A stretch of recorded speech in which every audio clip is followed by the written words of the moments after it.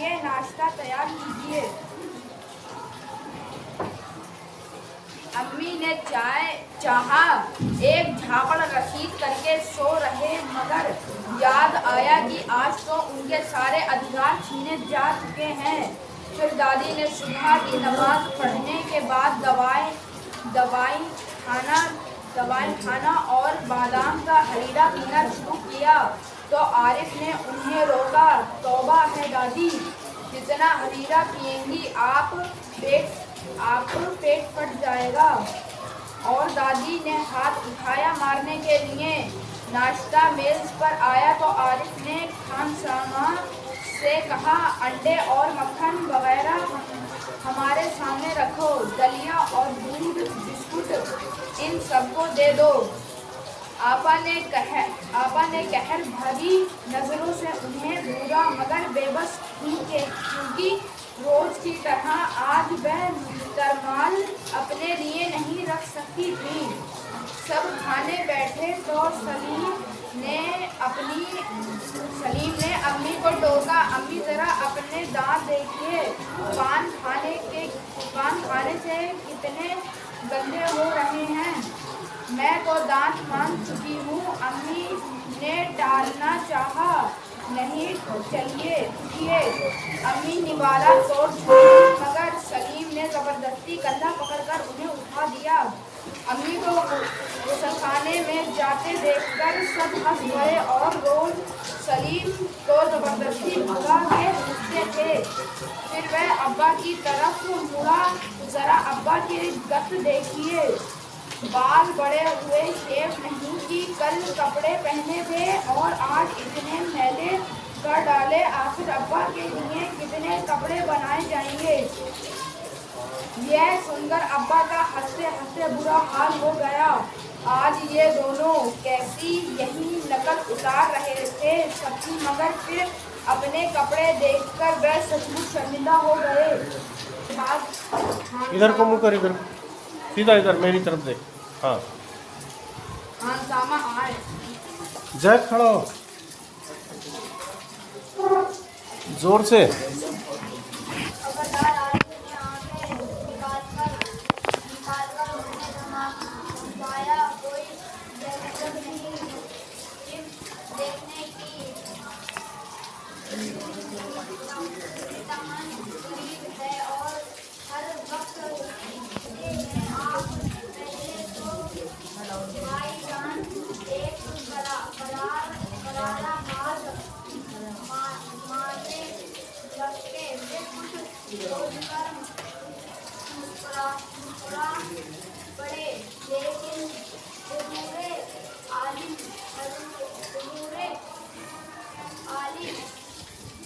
दोस्तों के साथ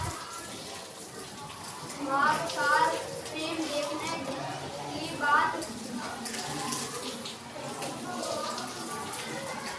पक्की कर चुके हैं, इसलिए इजाजत देने की मेहरबानी की जाए। उन्होंने हाथ जोड़ के कहा, बना मैंने एक बार कह दिया, उसने लापरवाही से कहा और सोफे पर दराज होकर अखबार देखने लगा। उसी वक्त आपा भी अपने कमरे से निकली। एक निहायत भारी साड़ी में लटकती बड़े हाथ से कॉलेज जा रही थी। आप सलीम ने बड़े गौर से आपा का मुआयना किया। इतनी भारी साड़ी क्यों पहनी, शाम तक गायब हो आएंगी, इस साड़ी को बदलकर जाइए। आज वह सफेद वायरल की साड़ी पहनना अच्छा बहुत देर चुके हुकुम। आपा चिढ़ गई, हमारे कॉलेज में आज फंक्शन है। उन्होंने साड़ी की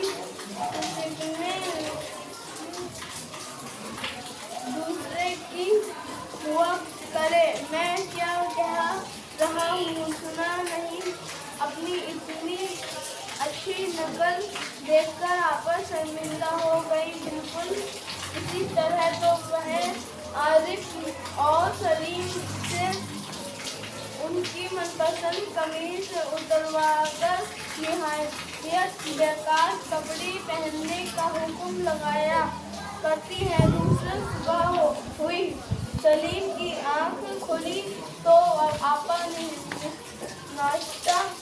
नाश्ते की मेज सजाई। उन दोनों के उठने का इंतजार कर रही थी।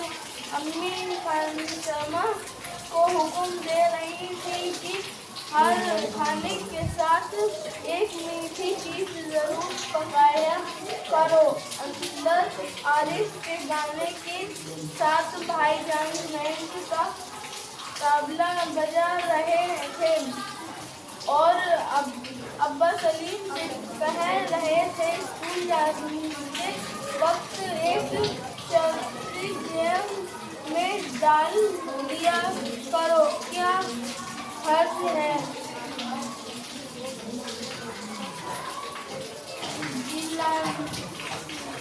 नावंडी हो गया है। राजद पर सारे लड़कों को कहता फिरता कर लड़के बड़ा कहा उसकी बात में ध्यान देते। नावंडी के मामा जी ने सिंगापुर से एक एल्बम भिजवाया। वह लड़कों को दिखाया करता सुबह पहली घंटे के बनने तक सभी लड़के नावंडी को देखकर एल्बम देखा करते। आधी छुट्टी के वक्त भी उसके आसपास लोगों का जंगल लगा था। कई लोग टीवियों में उसके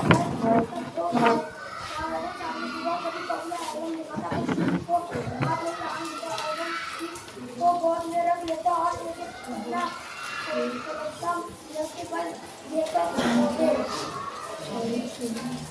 और और सबसे लड़के अभी की लड़कियों की एल्बम मांगने आई। लड़कियों के वही देश करार मानी जाती ने खबर चढ़ाकर एल्बम उसे दे दिया। शाम तक लड़के एल्बम देखते नहीं, फिर उसे वापस कर दिया। अब राजप्पा के एल्बम को कोई पूछने वाला नहीं था। वाकई इसकी शान बढ़ गई। राजप्पा के एल्बम की लड़कों में काफी तारीफ रही थी। मधुमक्खी की तरह उसने एक टिकट जमा किए थे। उसे तो बस यही धुन सवार थी। सुबह 8 बजे वह घर से निकल पड़कर टिकट जमा करने वाले लड़के को एक चक्कर लगा था। वो ऑस्ट्रेलिया के टिकटों के बदले एक इंग्लैंड का टिकट लेता, जो पाकिस्तान के बदले रूस का टिकट को शाम जैसे निकल लाता। सोने में रखकर अम्मा ने सजना लेकर निकल की जेब में मन लेकर और खड़े खड़े कभी पीकर निकल जाता। 4 मील दूर अपने बेटे के घर से खाना का टिकट लेने को दिल्ली में होकर भागता।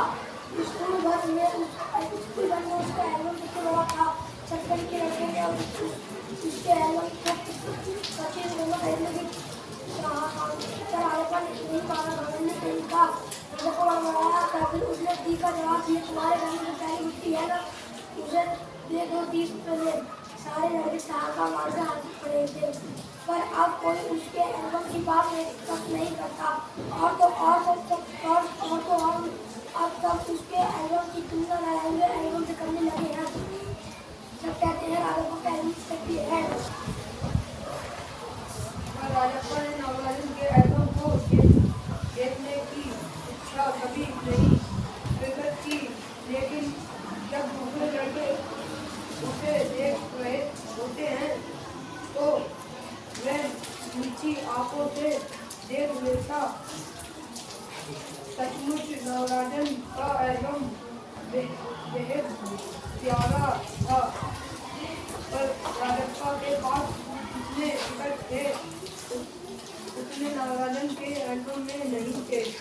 पर उसका एल्बम ही कितना प्यारा था, उसे छू लेना ही कोई बड़ी बात थी। इस तरह का एल्बम यहाँ थोड़ी ढूंढेगा। एल्बम के पहले पर मोती जैसे इशरों में उसके मामा ने भेजा था। इस एल्बम को चुराने वाला बेशर्म है। ऊपर लिखे नाम को कभी देखा है। ये एल्बम मेरा है। जब आस हरी है और कमल लाल सूरज जब तक उड़ते ये और 25 में इसे उस अंतर काल तक के लिए ये एल्बम मेरा है रहेगा। लड़कों ने इसे अपने एल्बम में उतार लिया। लड़कियों ने कहानियों और किताबों में सीख लिया। तुम लोग ये नकल क्यों करते हो? नकलची कहीं के। आयप्पा ने लड़कों को धुड़की दी। सब चुप रहे पर मान से नहीं रहा गया। बैठ जा। इजाजत। कैफ।